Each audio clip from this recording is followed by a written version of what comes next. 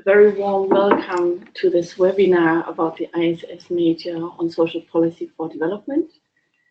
Depending on where you're located, good morning or good afternoon, good evening, I don't know. Here it's early afternoon. In the Netherlands, a sunny spring afternoon in The Hague.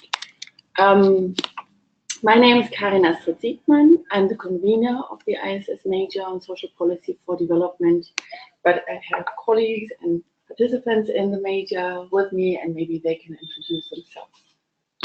Starting. My name is Laura Huitrago. I'm a student from Colombia, and I'm also a class representative of the SPD major. I'm Satvika Jandiala. I come from Hyderabad, India.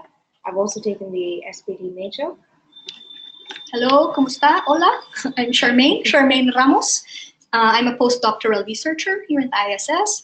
I'm part of the team that teaches the compulsory core course in the SPD program, which we are going to be talking about shortly. And I'm also part of our European Research Council funded research project called Aiding Social Protection, in which I'm part of a team that researches on the role of international aid flows in the shaping of social protection systems.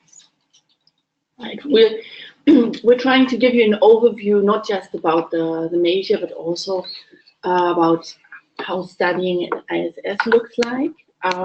So for that, I wanted to first give a brief overview about the structure of the ISS MA program. If you participate in our MA in Development Studies, you will basically be based here in The Hague in the Netherlands for 15.5 months.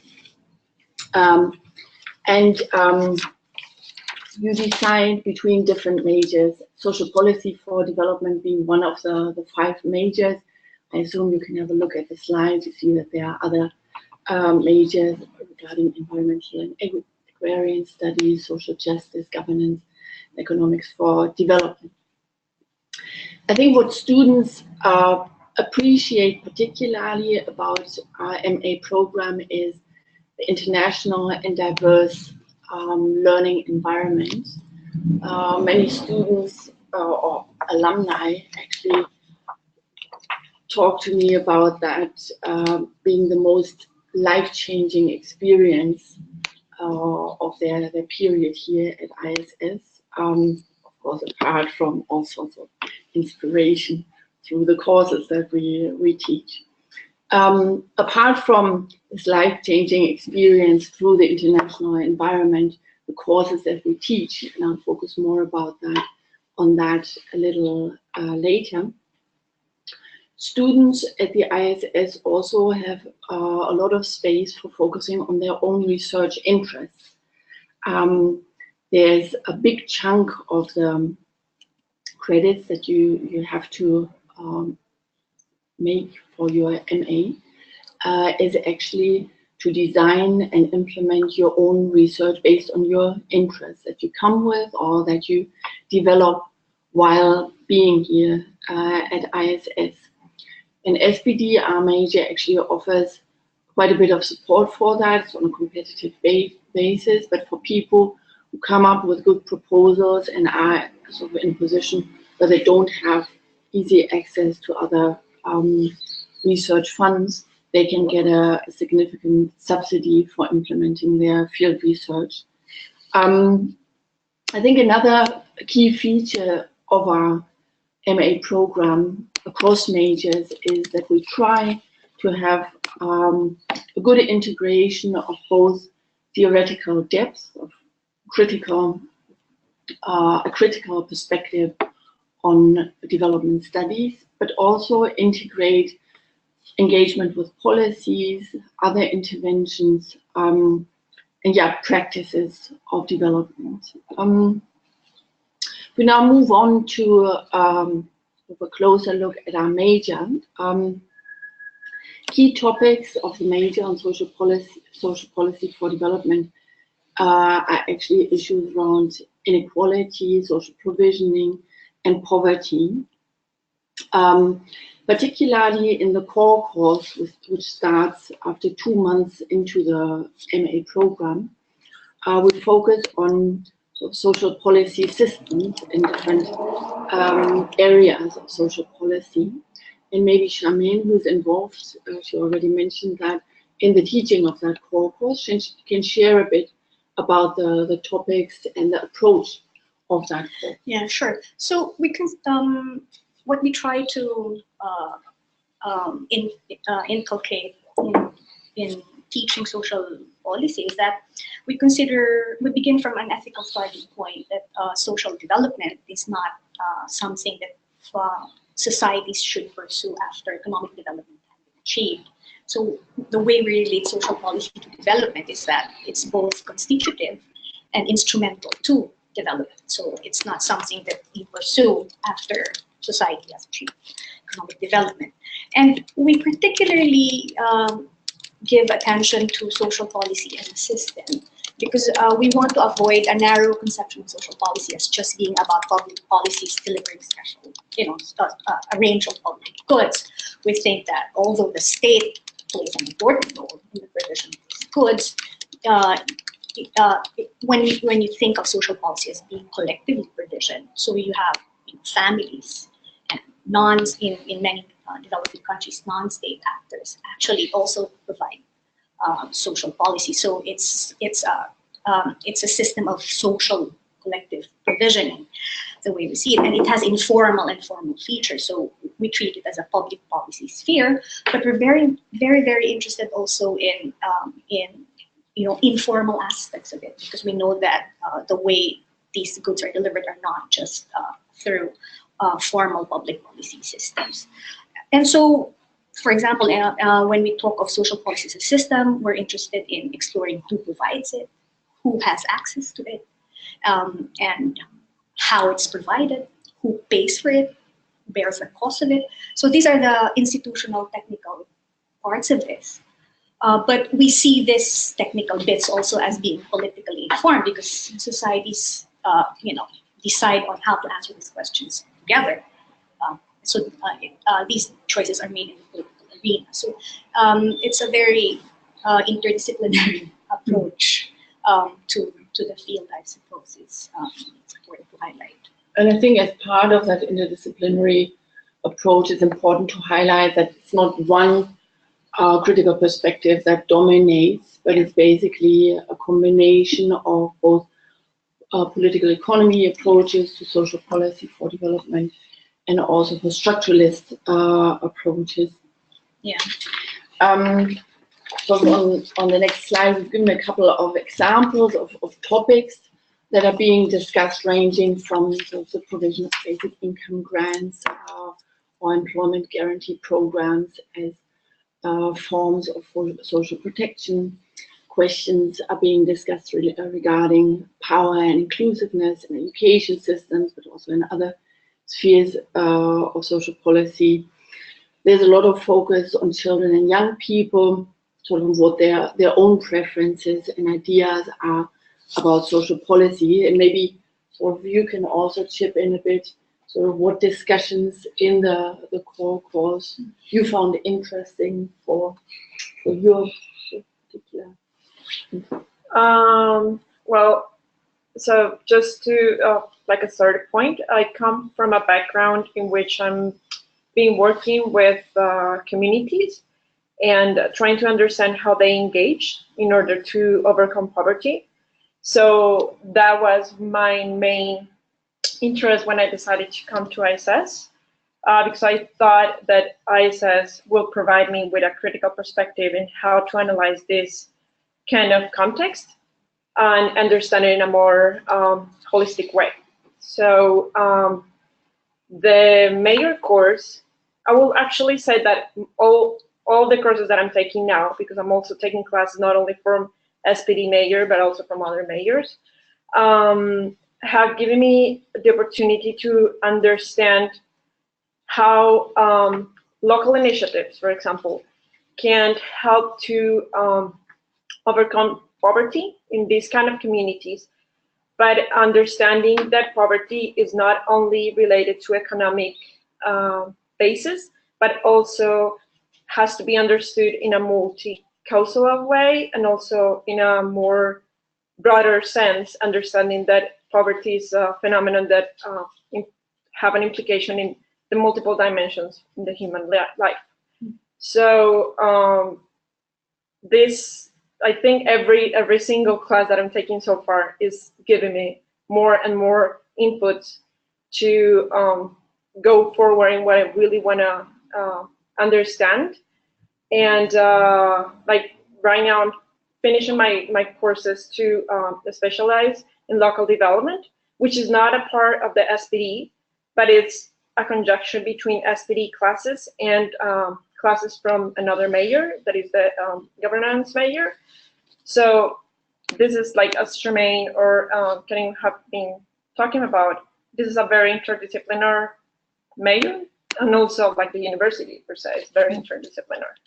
And we come to the structure of the major, different courses, and sort of the options that students have in a little while. But maybe, Sadvika, you can also share a bit of what topics you were particularly interested in this introductory course for SPD. So as Charmaine was talking about it, we were discussing about a few examples, like you earlier mentioned, about inclusivity and education systems.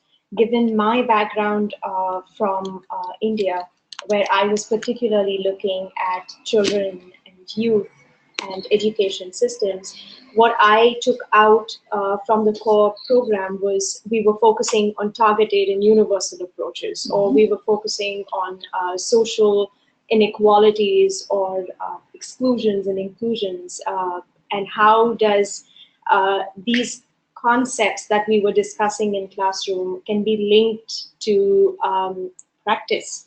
How do you see these policy implications or challenges per se? And there are lots of things that can be teased into and discussed.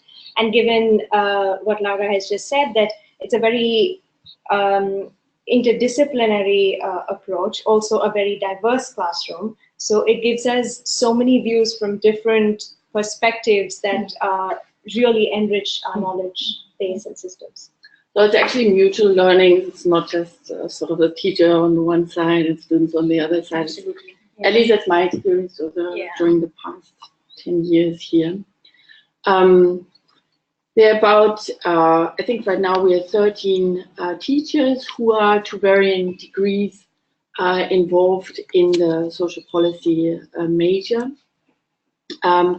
And they represent very many fields of specializations, but there are two formal specializations that ISS offers as part of the MA program hosted in the major. And those are poverty studies and children and youth studies. And both of you have referred to them. If you specialize in children and youth studies, you mentioned that special interest in poverty and different facets.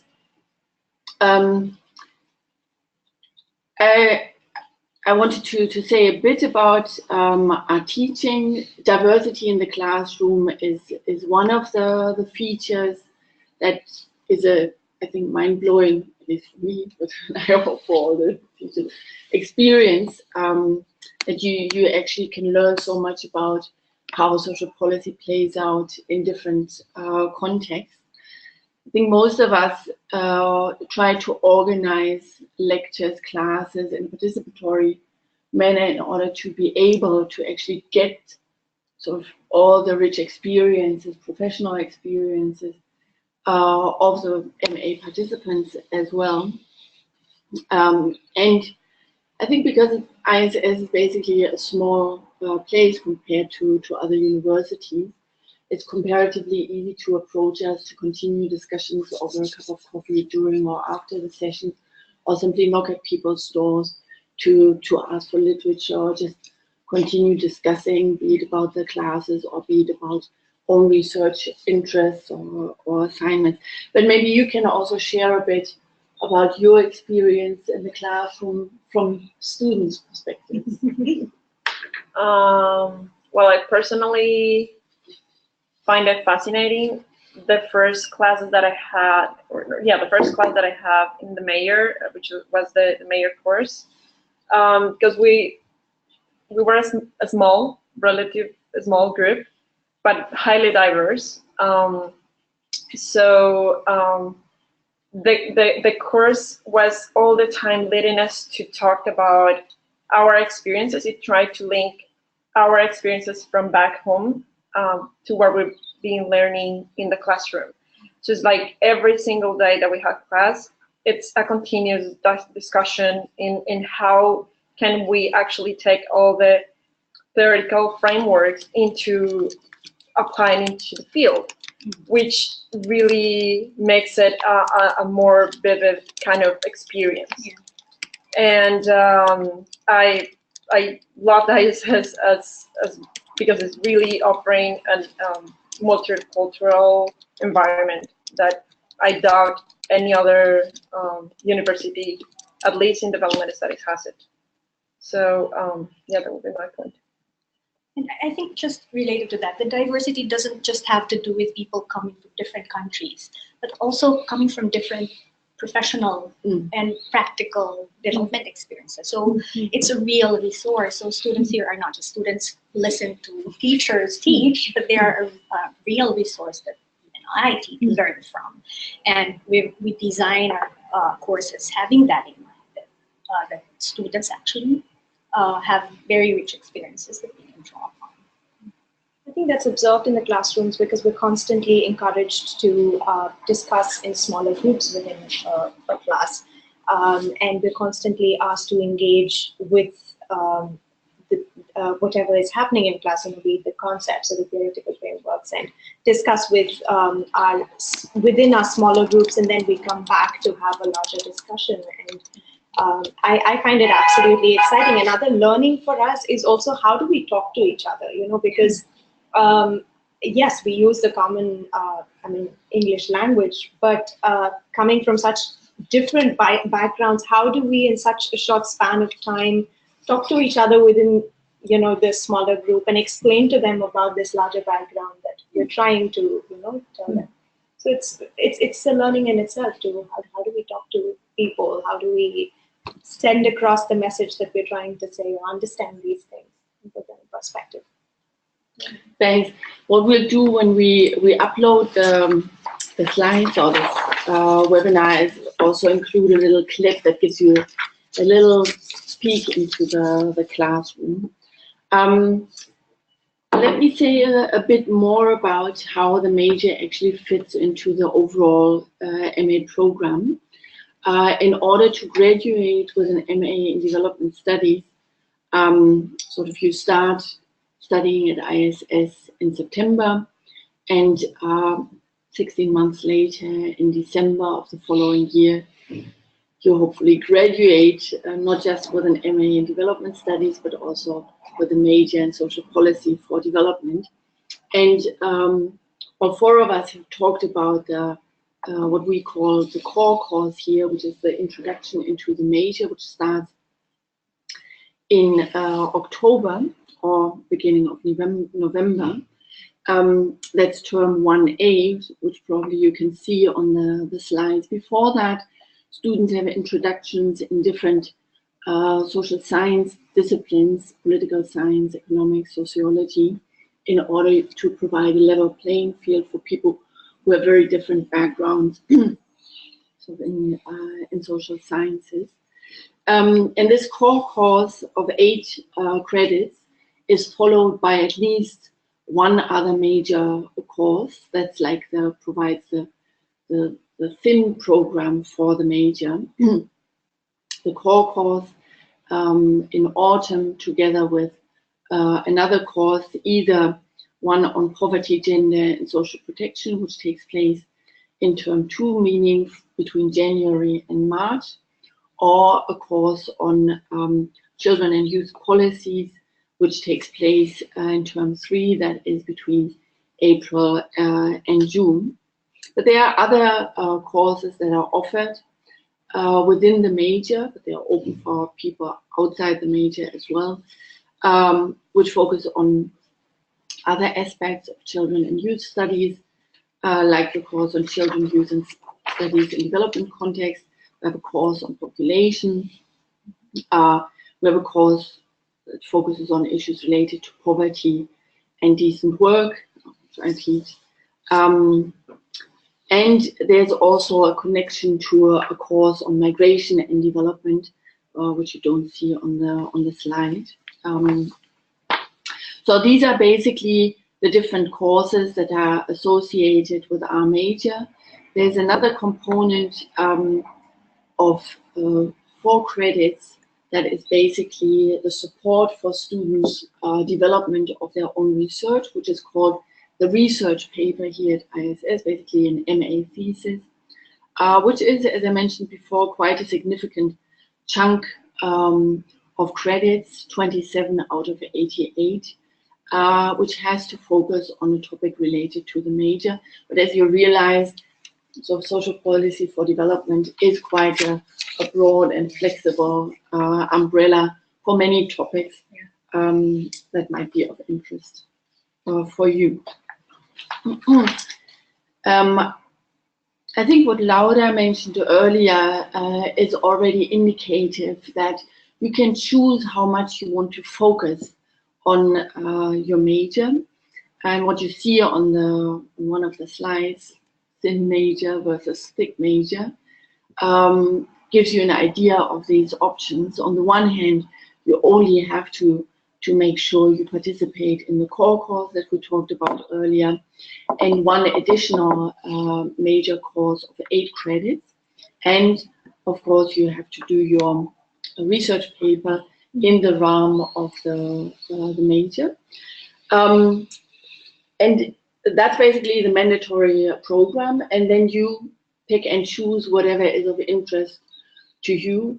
And Laura already indicated that she's taken quite a number of courses which are related to issues of governance, issues related to local development, which are provided by another major.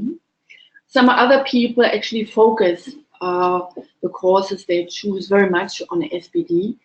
And I think you are doing that, so maybe you can say a bit about how you're structuring your program. I think for me, I've very clearly always wanted to understand children and youth studies, and hence ISS actually has this facility for SPD students to have a specialization where between term 2 and term 3 you have 2 papers that you can take, 2 courses that you can take on children and youth. And in the range of these 2 terms, you not only understand children and youth in a development context where you're trying to understand children's agencies or their ethical dilemmas while talking to or participating with children, and many other conceptual frameworks that within children and youth that you can understand. But then you can also, moving forward, put them in policy and practice and see how all of these things engage with each other. The reason I chose the CYS, so Children and Youth Studies specialization, is because I had a previous work experience working around this age cohort, and I wanted to focus on education and how does education help them as an instrumental tool in in developing their being, or just a well-being overall, the well-being of children within the education gamut. Like, how does education play along with this? So for me, I felt it was necessary to just understand and focus on that. So I stuck on with the SPD major, and I took the children and youth classes.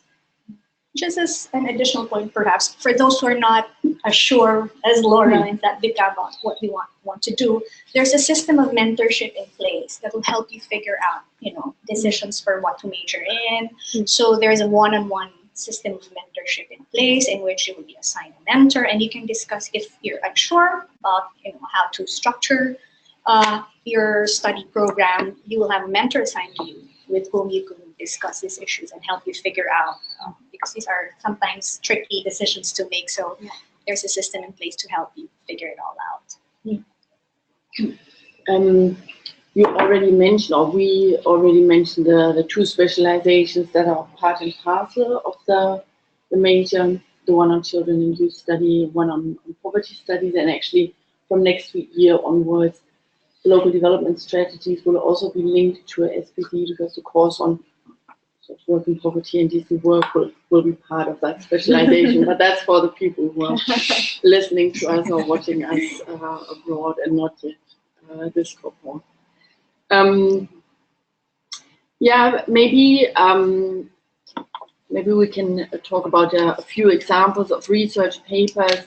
A few examples are provided on the slide that you probably see, and you see the enormous range of topics that are being covered. Very exciting pieces of research that students here at ISS are engaging with. And what they also represent, apart from covering topics from sort of children, youth education, social protection, discrimination, decent work, is also that development studies, as understood here at ISS, is not just about third world somewhere far away, but also about social justice in all societies, including the Netherlands. So that's why consciously we put one of the research papers from an SPD student who did her, who sort of looked at issues of integration and discrimination here in the Netherlands. I think that won a prize. It won a prize as well. But maybe you can briefly also mention what your topics are that you're currently developing, if that's not too... You're in the middle of this,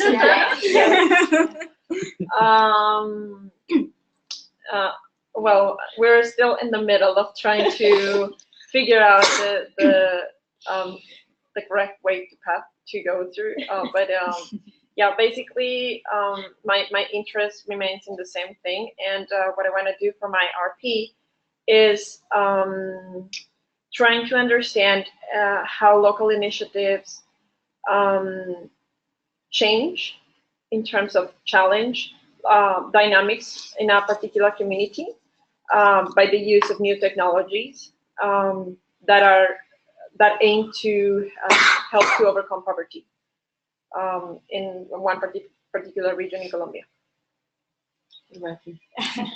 So I'm trying to understand in the education system in India, I want to look at government schools and understand why there are poor transitions to secondary schooling or education in India.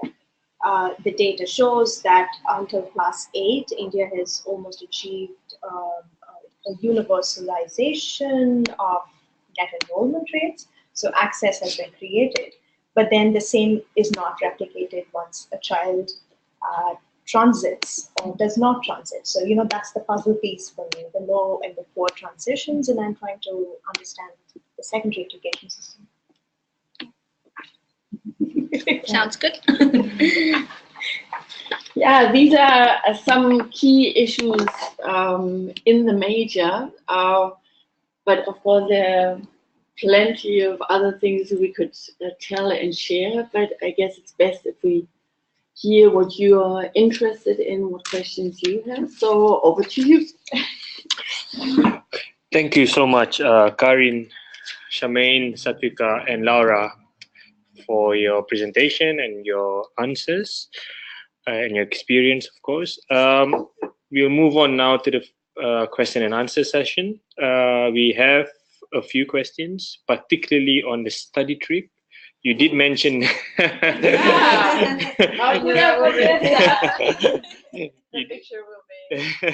You did mention a little bit of it, but the student prospect want to know a little bit more. Where did you go, and which country or which city or which organization that you visit? So maybe this year it was entirely self-organized by the SPD participants. So over to you to explain how you did it. Well, so we are a group of a highly diverse group of 25 students who managed to organize well enough, in my opinion, to organize our trip to Budapest. We spent there 4 days, yes, if I'm not mistaken, and we visit 4 organizations, all of them NGOs who have different models in how they address social policy. So one example is Open Society, who has widely opened work not only in Europe but also in different parts in Latin America and Africa and Asia, in terms of children and youth. Also, for example, in Colombia, they work with local peasants and how to overcome like the whole narco traffic and issues. We also went to the homes, and they talked about refugees in Europe in particular, and how Europe is facing all this migration from Africa and North Africa into Europe, and how is the social provisioning for these new refugees. Also, the child protection systems, they were generally talking about, especially in terms of migration, then if you have unaccompanied minors, or if you have younger children or adolescents, then how does the policy or the systems in place, how do you provide for such kind of a situation? Because there's an influx of a number of unaccompanied minors or refugees. So we touched upon child protection systems in that aspect.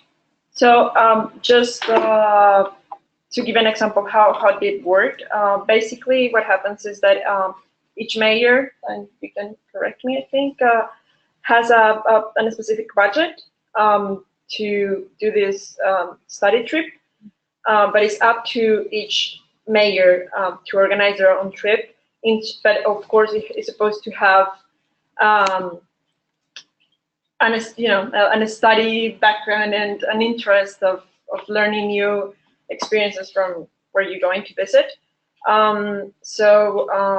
It's basically a fact of organizing and deciding where you want to go, define the topics that you're really interested, and also requires that you organize with all the other students and manage to decide 3 or 4 places that you want to go and visit that are into the topics that are important for the mayors, and that's it. Okay, well, thank you, Laura and Satvika, for the answers. Something for Karin. Career options. What are my career options after graduating with an SPD major? I think at ISS in general and SPD in particular, again, you have a lot of diversity in terms of where people come from. The majority still, I think, are mid-career professionals, people who have worked in government bodies and bureaucracies and NGOs. Some people have worked in universities, unions. Some people come from international organizations. Many people come with the idea either to move, to progress in their careers in their own institutions, for example, government bodies, or actually to make a shift from a particular national organization towards an international arena. And few people actually return to ISS or other universities for PhD. What I've seen, I've worked at ISS for 10 years now, is many people actually return to their previous jobs, and after a year or two, they move on either to sort of a higher career rate within their own organizations or towards a different organization, very often, as I mentioned, from national to international organization. But it's very diverse. There are a couple of people who are trying also to find a job here in the Netherlands. There's an opportunity, a search visa. I'm not sure whether that's available for people from all countries, but I think actually it's all for all knowledge migrants. Yeah, a year, I think. For a year. So some people try to actually establish a career here in the Netherlands, but it's quite difficult often. So the things we are discussing in courses about exclusion and discrimination, for example, of migrants in the labor market, is often something that ISS graduates also experience when they try to find a job here in the Netherlands. But yeah, that's probably not the type of response that you expected. Okay, thank you, Karin. Question for the students. The class environment and the teaching methods. Maybe you can elaborate a little bit more on that. Either one, you can go. I think going by my experience of our batch, the class environment is informal. Even generally, our interaction with the professor who's taking the class, or within the classroom interacting with our peers, it's extremely participatory, very informal. It gives you the scope to critically analyze, question.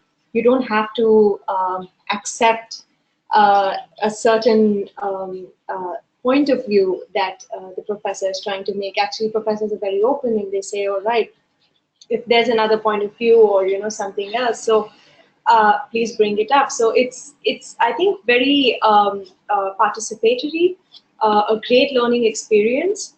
And anything else, Laura?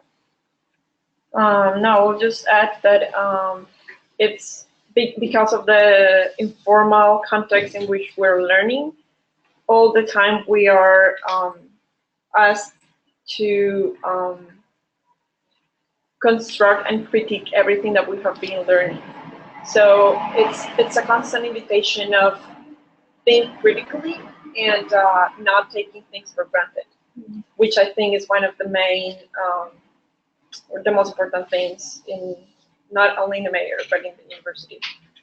I think that also helps because we constantly question even our positionality, where we come from, our bias from whatever experience that we come from or that we carry from back home. When we constantly question our biases or where we stand from, it allows us to not have those blinders, to have like a broader view of the topic on hand, and helps us understand better.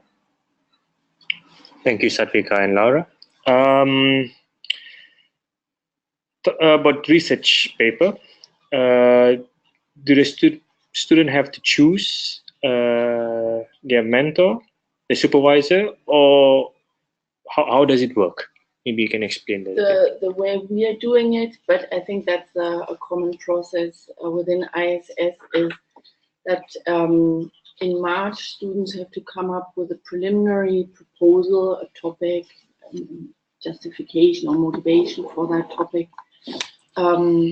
few indications of methods, which is then submitted also to the major, and then one of the team members of the major, in our case not me, but Kristen Cheney, who is then trying to look what students' own preferences are for supervisors. So people are being asked to mention whom would you suggest as supervisor and second reader. and preferably a couple of names, because it's sometimes difficult really to make sure that everyone gets the person that he or she would like to have as a supervisor, second reader. And on that basis, Kristen is bringing together supervisory teams of a supervisor who's the main port of call for all sorts of questions related to the research paper, and a second reader who comes in at 3 stages: when the design is being discussed, when the first draft of the thesis is discussed, and ultimately in the assessment. And in between, if he or she wants to, but it's up to the person, you know, herself. But it's basically the students' preferences have a big role to play. If we can, we actually honor those. If I may add to that, so this will, the RP will be an independent piece of work that you will be producing, and as Karen had underlined, it's very important.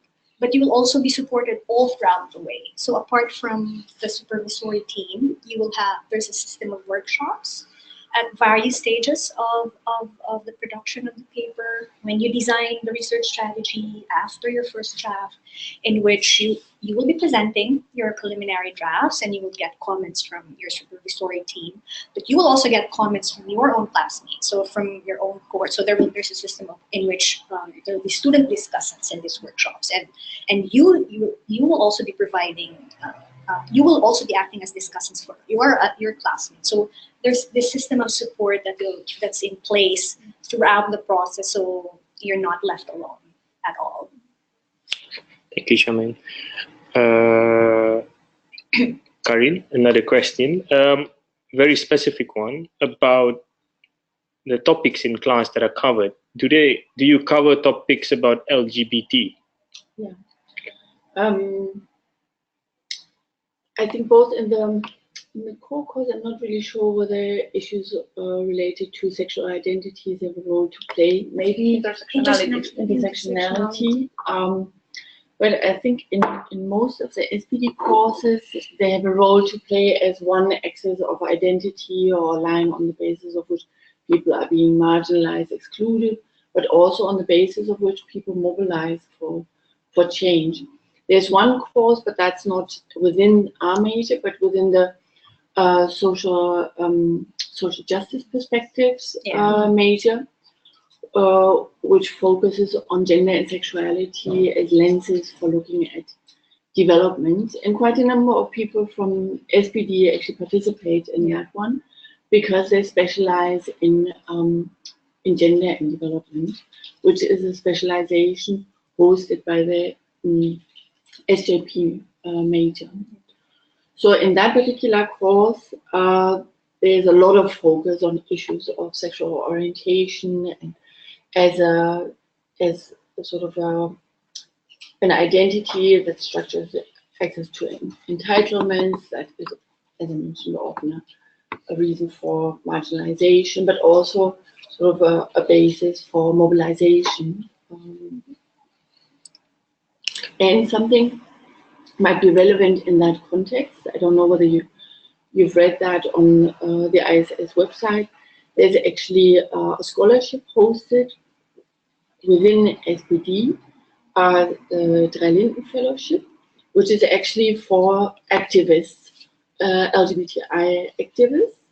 And I think right now we have activists from Kenya and China who are part of our major. Thank you, Karin. I'm not sure about this, but any of the students doing an internship now? No. No. Is that something that you have to do, or is it an optional course? Maybe you can explain a little bit there. It's an option, and I think it's mentioned in the academic calendar as a course, basically in order to provide some sort of official recognition and an effort to make internships that students do coherent with the types of topics that they are discussing here.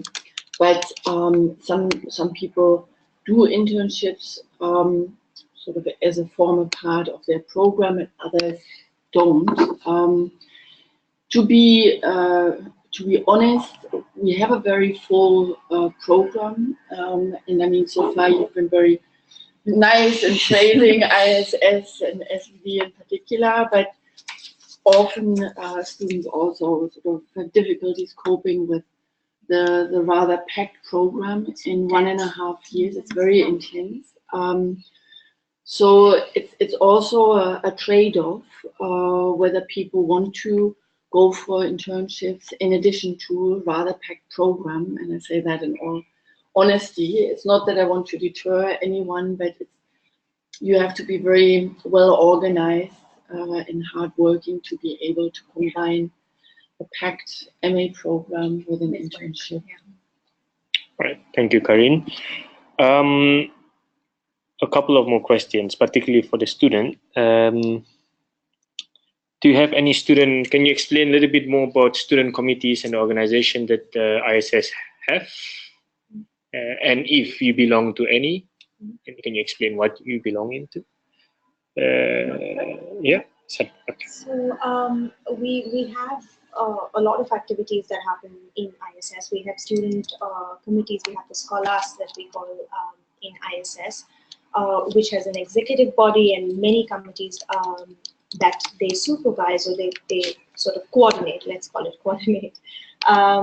So the committees range from the very famous social committee, which parties and brings all the students together. The social committee, yeah. Yes, the social committee, and then we have board games and parties and wonderful evenings in in Doris Common Room, which is the student accommodation, which we're trying to sort of be very diverse with that as well nowadays.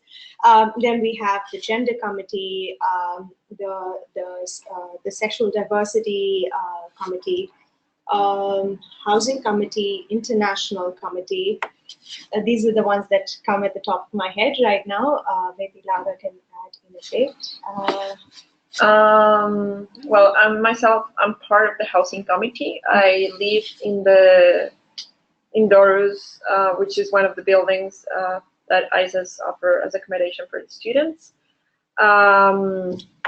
I decided to join this committee because I think it will be important to get a well-structured group of students who will able to advocacy for this company who is running this, in terms of have a better communication in terms of the service that they provide. And so far we're being quite successful. We have getting some different changes in both buildings that they run. Yeah, like it's also a matter of getting well organized with other students. And I think most of the committees that are under scholars are aim to the same thing, like to have the main topics and then just try to go through. One of the most successful one is the social committee, I guess. But it's not only about parties, but it's also being inclusive. And I think that's one of the things that I wanted to make the point of, is that because we're a very highly diverse community, it's important to have these spaces when everyone is welcome and feel welcome. Mm-hmm. And this committee has this particularity that, particularly this year, is working towards bringing everyone together in environment where everyone feels comfortable. Yeah. So it's not only about parties, it's also places where we can cook, we share dishes, we share culture, we share music, we share different things that goes beyond the idea of just party. So yeah. Also, we have enough budget allocated for each of these committees. So I'm the treasurer for the gender committee, and I see that the committee is very active and has at least one event per month since I think February, when we started having these events. So it's a really nice way of also sort of getting out of the packed schedule of classes and academics, and meeting your peers and finding a common interest within the committee to do something. So. Thank you, Satvika. And Laura? A question for either Karin or Charmaine. Anything that students have to prepare, particularly for the foundation course or throughout their MA program prior to coming to ISS? Like anything they have to read or prepare? Are there? I don't think so. No, I mean, there's the moment they arrive, there are foundation courses, but they're guided through that. So I don't think there are formal requirements in terms of what you need to do or to cover before coming here. Apart, maybe preparing yourself for the idea that this is largely a reading course, no? That you will be reading a lot. So getting your study skills on track and being prepared for that, because you need to prepare for that mentally as well. Being mentally prepared for that, you will be reading a lot, maybe more than you've ever done in your life, and many of you will be coming from work, and study skills are different from work skills, no? And the type of reading you do would be different in an academic setting, and the kind of writing that you do is different in an academic setting than in a professional setting. So there are transferable skill sets. Definitely, but you need to, I suppose you need to prepare for that both mentally and in terms of pulling yourself together and preparing yourself that this will be an intensive, different, exciting year and a half.